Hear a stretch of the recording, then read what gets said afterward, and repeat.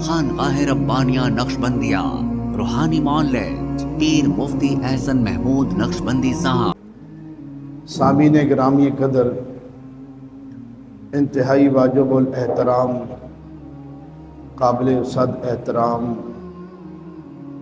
بھائیوں، دوستوں، بزرگوں، شریعت مطہرہ نے نکاح کرنے کو گویا کہ نکاح کرنا اللہ کا حکم اور حضور پاک صلی اللہ علیہ وسلم کی سنت قرار دیا ہے، بلکہ تمام انبیاء علیہ الصلاۃ والسلام کی سنت قرار دیا ہے۔ اس لیے نکاح کو صرف رسم و رواج نہیں سمجھنا چاہیے، بلکہ نکاح کو عبادت کا درجہ حاصل ہے۔ اس لیے اس عمل کو یعنی نکاح کے عمل کو ہمیں شریعت مطہرہ کی تعلیمات کے مطابق کرنا چاہیے، اور جتنا تعلیمات کے مطابق کریں گے اتنا اللہ تبارک و تعالی ہم سے راضی ہوں گے۔ اس لیے آج کے اس مجلس میں آپ کی خدمت کے سامنے نکاح کے حوالے سے چند ضروری گزارشات پیش کرنی ہیں۔ سب سے پہلی گزارش، مقاصد نکاح۔ نکاح کیوں کیا جاتا ہے؟ نکاح کرنے کا مقصد کیا ہے؟ اللہ تبارک و تعالیٰ نے اس مبارک عمل کو، اب جتنے بھی باقی مذاہب ہیں، تمام مذاہب میں نکاح کرنے کا کوئی نہ کوئی طریقہ ہوتا ہے۔ اسی طرح اسلام نے بھی نکاح کے طریقے کو رکھا ہے، لیکن ان کے اور اسلام کے اندر فرق یہ ہے، ان کا نکاح خواہشات کی تکمیل کے لیے ہوتا ہے، اور اسلام نے جو نکاح رکھا ہے اس کے بہت سارے مقاصد رکھے ہیں۔ پہلا مقصد، حدیث پاک میں آتا ہے، رسول پاک صلی اللہ تعالی علیہ وسلم فرماتے ہیں کہ جب تم میں سے کوئی نکاح کرتا ہے فقد استکمل ایمانہ، اس کے نکاح کے ذریعے اس کا ایمان مکمل ہو جاتا ہے۔ گویا کہ نکاح کا پہلا مقصد ایمان کی تکمیل کا ذریعہ بنتا ہے یہ نکاح، اور حضور خود فرما رہے ہیں کہ اب جو باقی نصف رہ گیا فَلْيَتَّقِ اللَّهَ، اس کے حوالے سے تم اللہ سے ڈرو کہ اس کے اندر جو باقی نصف ہے اس کے اندر تم اللہ کے احکامات کی پاسداری، رحمت کائنات صلی اللہ علیہ وسلم کے طریقوں پہ پورا کرنے کی فکر کرو۔ اس لیے نکاح کے مقاصد میں پہلا مقصد تکمیل ایمان، اور دوسرا مقصد قرآن میں اللہ پاک بیان فرماتے ہیں، محسنین غیر مصافحین۔ نکاح کو فرمایا کہ یہ انسان کی پاک دامنی اور عفت کا ذریعہ ہے، نہ کہ خواہشات کی تکمیل کا ذریعہ ہے۔ گویا کہ اللہ نے قرآن پاک میں نکاح کے عظیم مقصد کو بیان فرمایا کہ نکاح کر کے انسان گناہوں سے محفوظ رہتا ہے، اللہ کی نافرمانیوں سے دور رہتا ہے۔ گویا کہ نکاح اس کی پاک دامنی کا اور اس کی عفت کا ذریعہ بنتا ہے۔ نکاح کا ایک اور مقصد، حضرت ابو ہریرہ رضی اللہ تعالیٰ عنہ فرماتے ہیں، حدیث پاک میں آتا ہے، حضور پاک صلی اللہ علیہ وسلم نے فرمایا، یا معاشر الشباب، اے نوجوانوں کی جماعت، تم نکاح کرو، اس لیے یہ تمہارا نکاح کرنا تمہاری نگاہ اور تمہاری شرم گاہوں کی پاکی کا ذریعہ بنے گا۔ اب حدیث پاک میں رحمت کائنات صلی اللہ تبارک و تعالی علیہ وسلم نکاح کرنے کا حکم ارشاد فرما رہے ہیں، بھائی نکاح کرو، تمہاری یہ پاکی کا ذریعہ بنے گا، خدائے پاک کی قربت کا ذریعہ بنے گا، تمہاری نگاہوں کو پاک کرنے کا ذریعہ بنے گا۔ اس لیے آپ صلی اللہ علیہ وسلم نے یہ زور دے کر کہا، اے نوجوانوں کی جماعت، تم اگر طاقت رکھتے ہو تو نکاح کرو، نکاح کے اندر تاخیر مت کرو، نکاح کے اندر دیر نہیں کرنی چاہیے۔ تو اس لیے ان ساری باتوں کا خلاصہ یہ نکلا کہ غیر مذاہب کے اندر جو نکاح کی یا آپس میں شادی کی جو ترتیب ہے، اس کا مقصد خواہش کی تکمیل ہے، اور اسلام نے جو ہمیں نکاح کا حکم دیا اس کے اندر یہ عظیم مقاصد رکھے کہ ایمان کی تکمیل کا ذریعہ بنتا ہے، عفت و پاک دامنی کا ذریعہ بنتا ہے، نگاہ اور شرمگاہ کی حفاظت کا ذریعہ بنتا ہے۔ اس لیے اللہ پاک نے ہمیں جو یہ عظیم عبادت دی، عظیم عمل دیا، اس کو اللہ نے ساری باتوں کا خلاصہ اپنی قربت اور اپنی ذات کی طرف دھیان کا ذریعہ بنایا ہے۔ اس کے اندر دوسری چیز ہے رشتے کا انتخاب، کہ اس مبارک عمل کو، اس پاک دامنی والے عمل کو، جس سے انسان کو پاک دامنی حاصل ہوگی، اب اس عمل کو ہم نے کرنا ہے، کس طرح کرنا ہے، اس کا انتخاب کیسے کرنا ہے۔ اس حوالے سے پہلی حدیث حضرت ایک صحابی رسول ہیں حضرت حازم رضی اللہ تعالیٰ عنہ، فرماتے ہیں کہ رسول پاک صلی اللہ علیہ وسلم نے فرمایا، جب تم نکاح کا ارادہ کرو تو عورت کے خوش اخلاقی یعنی اس کے اخلاق اور دینداری کو ترجیح دینا۔ توجہ کیجئے گا، کیا فرمایا آپ صلی اللہ علیہ وسلم نے، جب تم نکاح کا ارادہ کرو تو اس میں عورت کی دینداری اور اس کے اخلاق کو ترجیح دینا۔ آپ صلی اللہ علیہ وسلم نے فرمایا، اگر عورت کے انتخاب میں اس کی دینداری اور اخلاق کو ترجیح نہ دی، آپ نے فرمایا تو اس عمل سے دنیا کے اندر فساد برپا ہوگا۔ اگر ہم نے عورت کے انتخاب کے اندر دینداری کو ترجیح نہ دی تو حضور کا فرمان ذیشان کہ فرمایا دنیا کے اندر فتنہ اور فساد برپا ہوگا۔ صحابی رسول سوال کرتے ہیں، حضور اگر اس کے اندر کوئی اور بات ہو؟ پھر آپ صلی اللہ علیہ وسلم نے فرمایا، اور یہ بات 3 دفعہ ارشاد فرمائی، جب تم کسی عورت سے نکاح کرنے کا ارادہ کرو، اس کی دینداری اور اس کے اخلاق کو ترجیح دینا، اس کی دینداری اور اخلاق کو ترجیح دینا، اس کی دینداری اور اخلاق کو ترجیح دینا۔ 3 دفعہ یہ بات آپ صلی اللہ تبارک و تعالی علیہ وسلم نے دوبارہ ارشاد فرمائی۔ اس لیے دینداری اور اس کے اخلاق کو ترجیح دیں گے۔ عورت گویا کہ ایک معاشرے کی بنیاد ہوتی ہے، اس عورت کے ذریعے سے معاشرے کی بنیاد رکھی جاتی ہے۔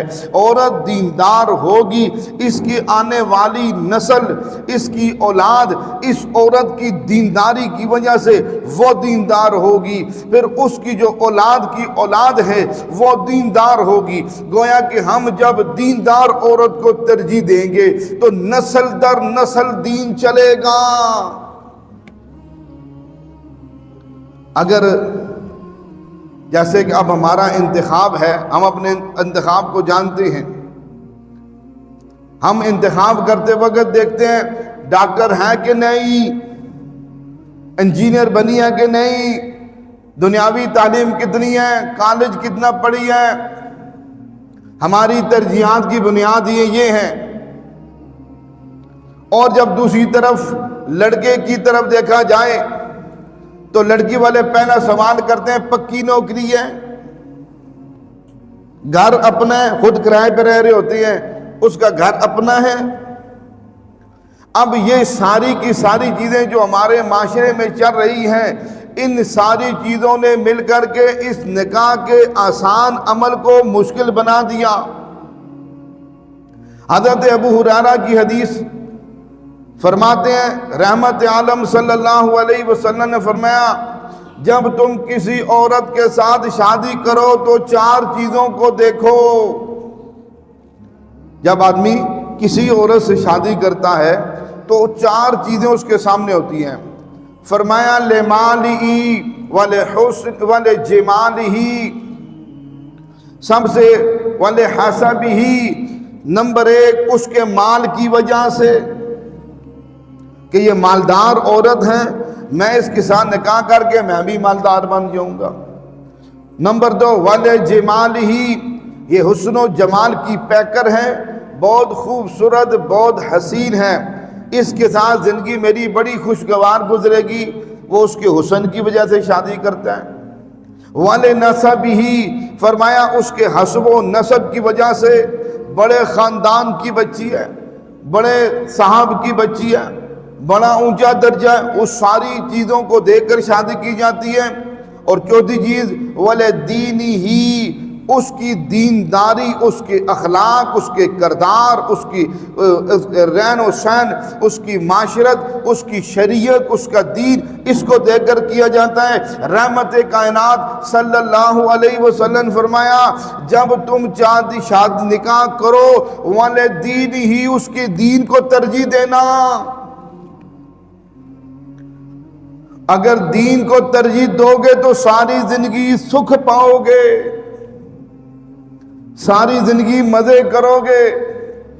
اگر اس کی دین کا داری کو ترجیح دی، اگر اس کے حسن و جمال، اس کے مال، یہ سب چیزیں عارضی ہیں، مال کی وجہ سے کیا وقتی طور پر مال مل جائے گا، حسن و جمال کی وجہ سے کیا وقتی طور پر وہ حسن و جمال کا مزہ مل جائے گا، اور اسی طرح اگر حسب و نسب سے کیا تو دنیا میں نام روشن ہو جائے گا، فلانے کے پاس وزیر اعظم کی بیٹی ہے، فلانے وزیر کی بیٹی فلانے کے گھر میں ہے، وقتی طور پر نام، لیکن آگے کچھ نہیں چلے گا۔ اگر دینداری کو ترجیح دو گے تو نسلیں در نسلیں دین بنے گی، اللہ اس کی برکت سے تمہاری قبر کو روشن کریں گے، تمہیں آخرت کی منزلوں میں آسانیاں دیں گے۔ اب ہمارا انتخاب ہے، ہم کیسے انتخاب کرتے ہیں؟ تیسری چیز توجہ کیجئے گا، رشتہ جس وقت دیکھا جاتا ہے اس وقت لڑکی کو دیکھنے کا کیا حکم ہے؟ جب آپس میں دونوں طرف سے رشتے کی بات چل رہی ہوتی ہے تو اس وقت لڑکی کو دیکھنے کا کیا حکم ہے؟ تو بعض لوگ اس میں کہتے ہیں کہ ایک نظر لڑکی کو دیکھ لینا چاہیے، یہ بڑا اچھا ہوتا ہے۔ مختلف رائے ہیں، لیکن میں تو بات شریعت کی کروں گا، دین کی کروں گا۔ یاد رکھیے، شرعی طور پر ایک نظر دیکھنا جائز ہے۔ لڑکی کو لڑکے کا شادی سے قبل، نکاح سے قبل ایک دفعہ دیکھنا جائز، بلکہ خوبصورت حدیث سنانے لگا ہوں اس بارے میں۔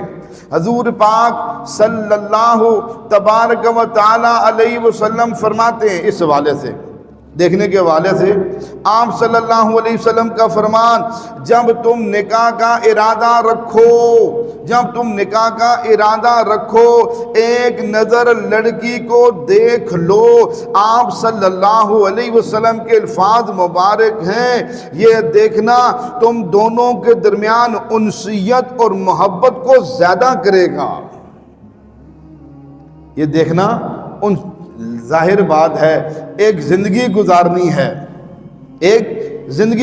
ہے، چند دنوں کا کھیل تھوڑی ہے، ایک زندگی گزارنی ہے۔ اس حوالے سے آپ صلی اللہ علیہ وسلم نے اجازت دی ہے کہ آپ لڑکی کو دیکھ سکتے ہو، لیکن شرط لگا دی، جب ارادہ رکھتے ہو۔ ایسے نہیں جی جو چلو یہ ہم جا کے دیکھ آتے ہیں نا، فرمایا جب ارادہ رکھتے ہو۔ اس صورت میں علماء نے لکھا ہے بغیر ارادے چیک کرنے کی نیت سے ایسے کرنا جائز نہیں ہے، اس طرح کی اجازت نہیں ہے۔ صرف اس صورت میں کہ یہ صرف ارادہ رکھتے ہیں تو حدیث سمجھ کر، حکم سمجھ کر، حضور کا سنت عمل سمجھ کر، آپ کا حکم سمجھ کر یہ کام کر سکتے ہیں، وگرنہ یہ کام نہیں کر سکتے۔ اگلی بات، اس وقت اب شادی کی پیشکش کس کو کرنی چاہیے؟ ہمارے معاشرے میں کیا ہوتا ہے کہ شادی کی پیشکش لڑکے کی طرف سے کی جاتی ہے۔ شادی کی پیشکش لڑکے والے لڑکی کے گھر میں جا کے رشتہ مانگتے ہیں کہ بھئی ہمیں اپنے بیٹے کے لیے رشتہ چاہیے۔ اب یہ جب کہ شرعی طور پر لڑکی والے بھی کہہ سکتے ہیں، اس میں کوئی حرج کی بات نہیں ہے۔ اصل میں ہم اپنے معاشرے میں پھنس گئے ہیں۔ بعض لوگ جیسے ہم سے لوگ خود چاہتے ہیں یار میری چاہت ہے فلانے لڑکے کے ساتھ میری بیٹی کا رشتہ ہو جائے، پر اب اس کو کیسے کہیں، شرم آتی ہے۔ میں یہ بتانا چاہتا ہوں، مجھے خود کئی لوگوں نے کہا کہ میں چاہتا ہوں کہ میری بیٹی کا رشتہ فلاں کے ساتھ ہو جائے، پر میں کیسے کہوں، ہمیں شرم آتی ہے۔ شرم کی بات نہیں ہے، شریعت کی بات ہے۔ ہم شرماتے رہیں گے تو نقصان اپنا کریں گے۔ لو جی خوبصورت حدیث آپ کے سامنے عرض کرنے لگا ہوں۔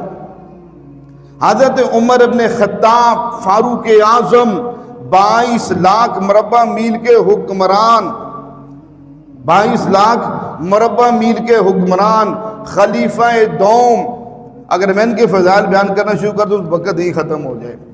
ان کی بیٹی حضرت سیدہ حفصہ رضی اللہ تعالیٰ عنہ بیوہ ہو گئی۔ آپ نے عدت پوری ہونے کے بعد سیدنا عثمان بن عفان رضی اللہ تعالیٰ عنہ مل کر کہا عثمان میری بیٹی بیوہ ہو گئی ہے حفصہ، اگر آپ نکاح کرنا چاہتے ہیں تو کر لیں۔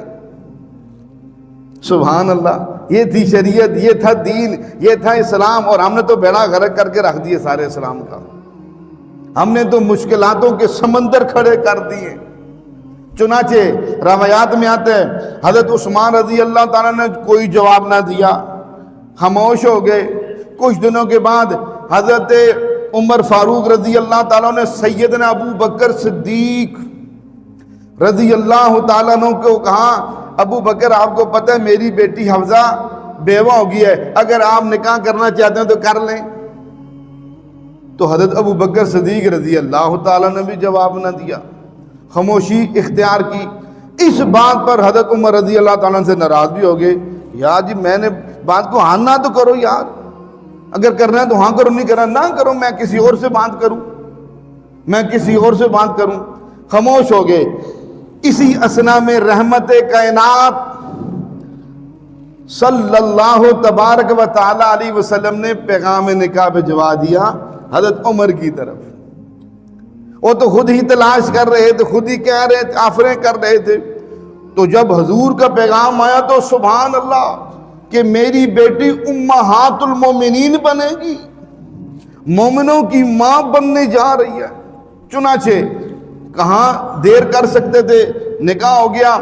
بعد میں حضرت ابو بکر صدیق رضی اللہ تعالیٰ نے فرمایا عمر میں جانتا ہوں آپ میری اس بات سے ناراض ہیں، میں نے جواب نہیں دیا اس لیے نہیں دیا، مجھ سے حضور نے یہ اظہار کیا تھا میں حفصہ سے نکاح کرنا چاہتا ہوں، مجھ سے اظہار کیا تھا، اگر میں اب نہ کرتا آپ ناراض ہوتے، ہاں کرتا تو حضور کہاں جاتے؟ حضور مجھ سے اظہار کر چکے ہیں میں حفصہ سے نکاح کرنا چاہتا ہوں۔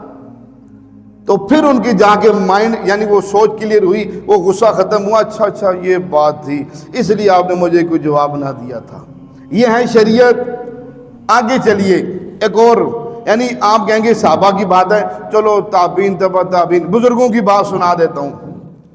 حضرت سعید بن مسیب رحمۃ اللہ علیہ بڑے بزرگ گزرے ہیں، ان کے درس حدیث میں ایک نوجوان آتا تھا جو ان کو بڑا اچھا لگتا تھا، بڑی پابندی سے پڑھتا، بڑا دیندار، بڑا وقت کا پابند۔ اسی اثنا میں مروان، ملک بن مروان نے بادشاہ وقت، توجہ کون؟ بادشاہ وقت ملک بن مروان نے اپنے بیٹے کے لیے رشتہ بھیجا حضرت سعید بن مسیب رضی اللہ تعالیٰ عنہ کے گھر۔ حضرت رحمت اللہ علیہ نے انکار کر دیا، میں نہیں دیتا رشتہ۔ توجہ کیجئے گا، بڑی مزیدار بات، ایمان کی شمعیں روشن ہو جائیں گی سن کے۔ کہا جی میں نہیں دیتا رشتہ آپ کو، انکار کر دیا۔ چنانچہ وہ شاگرد جو ان کو اچھا لگتا تھا، ان سے انس تھا، بڑا زبردست، بڑا ذہین، بڑا وقت کا پابند، بڑا فکر مند، اچانک ایک دن مجلس سے غائب ہو گیا۔ ایک دن، دو دن، حضرت پریشان ہو گئے، تشویش ہوئی، وہ کہاں چلا گیا؟ آج کل کی طرح ٹیلی فون تھوڑی تو فلان فون کیا، میسج کیا، واٹس ایپ کیا۔ 3 دن کے بعد وہ جب آیا تو حضرت نے پوچھا بھائی آپ کہاں تھے؟ 3 دن آپ نہیں آئے۔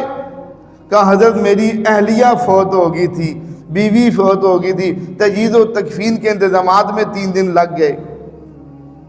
ختم ہوگی بات، درس ختم ہوا، حضرت نے بلائے درس، وہ اس طرح کے 150 بندے، ہزاروں لوگ ہوتے تھے درس میں۔ حضرت نے بلایا، آ کر پیشکش کی اس شاگرد سے کہ میری بیٹی، میں اپنی بیٹی کا رشتہ آپ کو دینا چاہتا ہوں، آپ تیار ہیں؟ تو انہوں نے حامی والی حضرت میں بالکل تیار ہوں۔ اسی مجلس میں آپ نے سارے معاملات مکمل کر دی، نکاح ہو گیا اسی مجلس میں، نکاح ہو گیا، ختم ہوگی بات۔ رات آئی، حضرت سعید بن مسیب رحمۃ اللہ علیہ نے یہ پیغام مجھے آپ کو دیا، یہ نہ سمجھنا کہ صحابہ ہی ایسا کر گئے، صحابہ کے بعد والے نے بھی ایسا کیا ہے، پیغام دے کر گئے ہمیں۔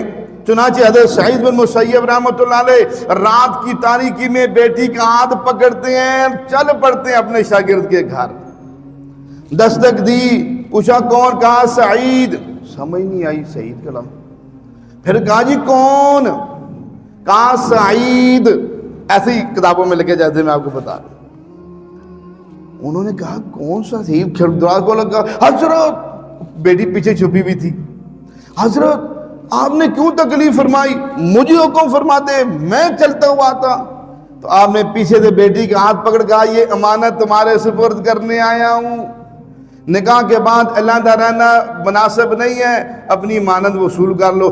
وہیں دروازے سے بیٹی کو اندر کیا، وہیں سے واپس آ گئے، مجھے آپ کو پیغام دیا یہ ہیں شادیاں، یہ ہیں شادیاں اور یہ ہیں رخصتیاں، اور ہم کیا کر رہے ہیں؟ تو عرض کر رہا تھا رشتے کے انتخاب کے اندر صرف لڑکے والوں کو ہی نہیں جانا چاہیے، لڑکی والوں کو بھی اپنی فکر کرنی چاہیے بیٹی کی۔ یہ عیب کی بات نہیں ہے، یہ عیب ہوگا تو میرے آپ کے معاشرے میں ہوگا، یہ عیب ہمارے معاشروں میں موجود ہے، لیکن یہ عیب شریعت کے اندر موجود نہیں ہے۔ ہم شریعت پہ چلیں گے تو آسانیاں مزے کریں گے، شریعت سے ہٹیں گے تو پریشانی ہی پریشانیاں۔ لو جی اگلی بات، نکاح کے آپ کو چند آداب بتاتا ہوں، اس لیے جن کے تو ہو چکے ہیں وہ تو ہو چکے ہیں، جن کے نہیں ہیں وہ ان آداب کی رعایت رکھیں، یہ سنت آداب ہیں۔ سب سے پہلے علماء نے لکھا ہے نکاح کرتے وقت نیت ٹھیک ہونی چاہیے۔ نیت کیا ہونی چاہیے؟ نیت کیا ہونی چاہیے؟ ٹھیک کیسے نیت ہوگی کہ یہ میں اللہ کا حکم حضور پاک صلی اللہ علیہ وسلم کا طریقہ سمجھ کے کر رہا ہوں، اللہ نے اس کو قرآن میں پاک دامنی اور عفت کا ذریعہ بنایا ہے اس لیے کر رہا ہوں۔ حضور نے خود فرمایا یا معاشر الشباب من استطاع منکم، جو تم میں سے طاقت رکھتے نکاح کرے، حضور کے فرمان کی تابعداری میں نکاح کر رہا ہوں۔ پہلی بات نیت۔ دوسری بات نیت درست، آپ کا پہلا عدم مکمل ہو گیا۔ دوسری بات فرمایا نکاح کے آداب میں سے یہ ہے اعلان کرنا چاہیے نکاح کا، خاموشی سے نکاح نہیں کرنا چاہیے، خاموشی کے ساتھ نکاح نہیں کرنا چاہیے، اعلان کرنا چاہیے، مجمع کے اندر اعلان نکاح کرنا چاہیے۔ وہ اعلان کب ہوگا اس کے لیے اگلا ادب آپ کو سمجھ آئے گا تو وہ دوسرا ادب بھی مکمل ہو جائے گا۔ جب تیسرا ادب بیان کروں گا تو اعلان، آپ یہ اعلان کیسے کریں؟ اعلان کرنے کے لیے شادی ہال بک کرنا پڑے گا، 1000 آدمیوں کو بلانا پڑے گا، یہ تو پھر سادگی نہیں رہے گی، ساری بات ختم ہوگی۔ اس لیے تیسرا ادب لکھا، حضور نے فرمایا مفہوم ہے نکاحوں کو مسجدوں میں کرو۔ اب جمعے کا مجمع ہے، کسی کا نکاح ہو تو جمعے کے دن رکھے جی، جمعے کے دن اعلان کیا جائے، مجھ سے اعلان کریں جناب آج فلاں کا نکاح نماز جمعہ کے بعد ادا کیا جائے گا، آپ حضرات تشریف رکھیں۔ اگر کوئی نہ بھی بیٹھے تو پتہ تو لگ جائے گا پورے محلے کو۔ اس لیے حضور نے فرمایا مسجدوں میں نکاح کرو۔ چوتھا ادب نکاح کا فرمایا کسی بزرگ سے، عالم دین سے نکاح پڑھوانا۔ ہم بعض گاؤں میں اس لیے بعض علاقوں میں رواج ہے نکاح رجسٹرار بغیر داڑھیوں کے یا چھوٹی چھوٹی داڑیاں بے دین عالم نہیں ہوتے، اسکول ماسٹر یا اس طرح کے عام لوگ ہوتے ہیں وہ نکاح پڑھاتے ہیں۔ عام لوگ جن کا اپنا کلمہ بھی ٹھیک نہیں ہوتا وہ نکاح پڑھاتے ہیں۔ اس لیے فرمایا نہ ایسا نہ کرنا، یہ ساری زندگی کا مسئلہ ہے، کسی عالم دین بزرگ سے نکاح پڑھوانا۔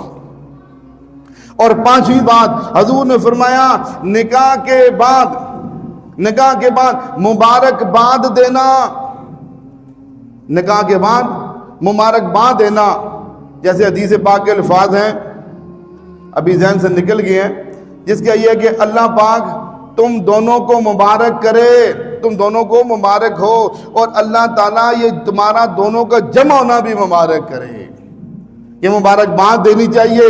اس لیے حدیث میں کہیں بھی نہیں لکھا مبارکباد کے لیے مٹھائی کا ڈبہ ہونا چاہیے، 1000 روپیہ بھی ساتھ ہونا چاہیے، سوٹ ہونا چاہیے، یہ کہیں نہیں لکھا۔ یہ میں نے اور آپ نے اس کو مشکل بنایا ہے مبارکباد کو۔ ہم نے تو ہر چیز کو اللہ کے فضل سے مشکل بنایا ہے، کسی چیز کو ہم نے آسان نہیں چھوڑا، ہر چیز کے اندر مصیبتیں لائی ہم نے۔ آخری ادب حضور نے فرمایا جب نکاح ہو جائے 2 الفاظ حدیث کے، ایک ہے فرمایا چھوارے تقسیم کرنا، ساتھ فرمایا تقسیم بھی کرو، چھواروں کو لٹاؤ بھی۔ جیسے میرے بیٹے کے نکاح پہ ہم نے جب چھوارے ایسے لٹائے نا، لوگ کہتے ہیں مارتے کیوں ہو؟ وہ مارتے نہیں ہیں، لٹا رہے ہیں، حضور نے فرمایا ہے۔ اب نہیں پتا، جاہل ہیں، یہ ہماری جہالت کی بنیاد ہے، جہالت کی وجہ ہمیں پتہ ہی نہیں ہے کہ یہ شوہروں کو یوں لٹانا، حضور نے فرمایا یہ میری سنت ہے، لٹاؤ، شوہروں کو تقسیم کرو، لٹاؤ، جس طرح دل نہ کرو۔ ہم نے ایسے پیر صاحب نے یوں پھینکے تھے نا اوپر، لٹائے تھے، تو لوگ کہتے ہیں مارتے کیوں؟ مارتے تو جب نیچے آتے تو لگتے ہیں نا، اس لیے پہلے تیار رہو، کیش کرو تاکہ نیچے آپ کو لگے نہیں۔ یہ نکاح کے آداب ہیں۔ اس میں یہ نکاح اس لیے ہم اب آپ کو تو یاد نہیں رہیں گے، جتنی باتیں یاد رہ رہی ہیں اتنی کا نیت کر لیں، ہمارے جب بچوں کی شادیاں ہوں گی ہم اتنے آداب کا ضرور خیال کریں گے۔ اب میں جامعہ شفیہ لاہور میں پڑھا ہوں 8-10 سال، ہم نے ہر جمعے میں نکاح کی مجلس اٹینڈ کی، اور ہم کرتے تھے چھوارے کھانے کے لیے، مٹھائی کھانے کے لیے، ہم بیٹھتے تھے ہر جمعے کو، نکاح اعلان ہوتا جی فلانے کا نکاح ہے، اعلان ہو گیا، سب کو پتہ لگا جی فلانا ملک چودھری اس کے بیٹے کا بیٹی کا نکاح ہے، بیٹھو جناب، یہ اعلان ہو، سنت ہوگی پوری۔ اب حوالے سے کہ ہماری شادیاں آسان ہو جائیں، 2 چیزیں ہیں، ایک مہر ہے اور ایک جہیز ہے۔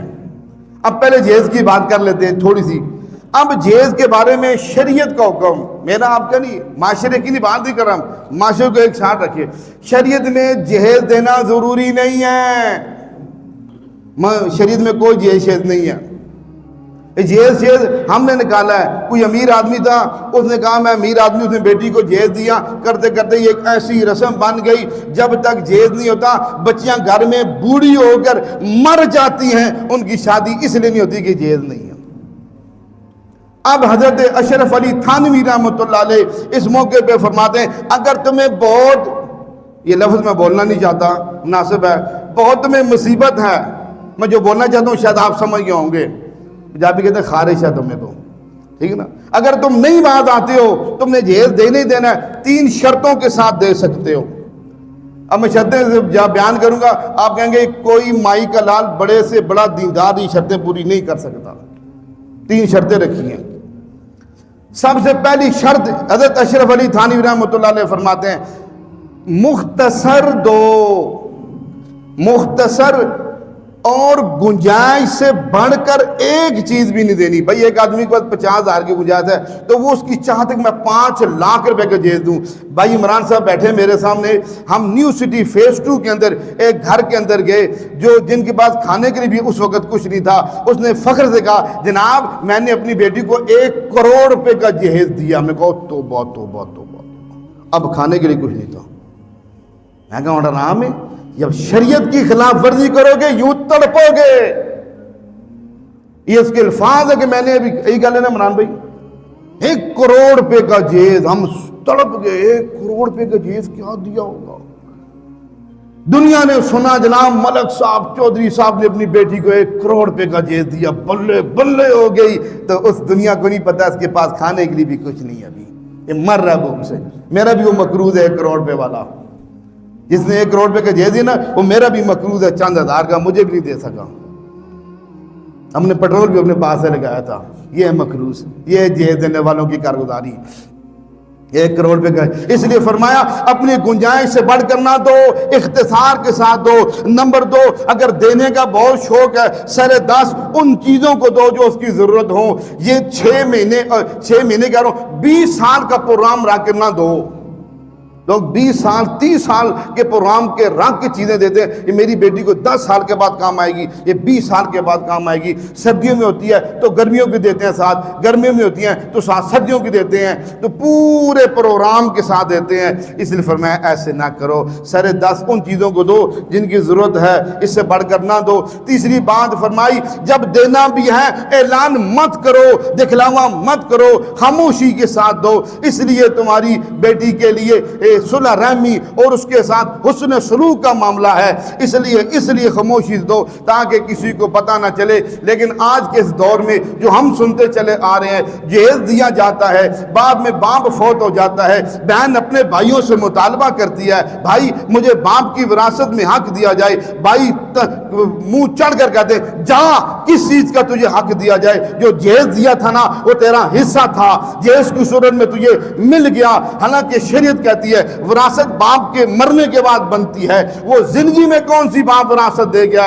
تو اس لیے جو جہیز دے وہ تحفے کی صورت ہوتی ہے, وہ وراثت کی صورت نہیں ہوتی. اس لیے اس معاملے میں خرابیاں نہیں, خرابیاں در خرابیاں ہیں. اس لیے میں بھی کوشش کروں بچنے کی, آپ اس کی نیت کریں کہ ہم شریعت مطالعہ کی پاکیزہ زندگی کے اوپر چلیں. اسی کے ساتھ آخری بات مہر کے بارے میں سورۃ نساء میں اللہ پاک فرماتے ہیں جس کا مفہوم یہ ہے جس کے ساتھ تمہارا نکاح ہو خوش دلی کے ساتھ اس کو مہر دو. مہر عورت کا حق ہے, مرد کے اوپر واجب ہے. اگر مہر مقرر کر کے مر گیا تو اس کے ذمہ قرض ہے, اس کو دینا پڑے گا. اس لیے عائشہ صدیقہ رضی اللہ تعالیٰ عنہ فرماتی ہیں عورتوں میں بہترین عورت وہ ہے جس کا حق مہر آسانی والا ہو. اس لیے ہم لوگوں کو نہ دیکھیں کہ لوگ کہیں گے اتنا تھوڑا کیوں حق مہر رکھا, اتنا تھوڑا کیوں رکھا. ہم شریعت کو دیکھیں, آسانی کو دیکھیں.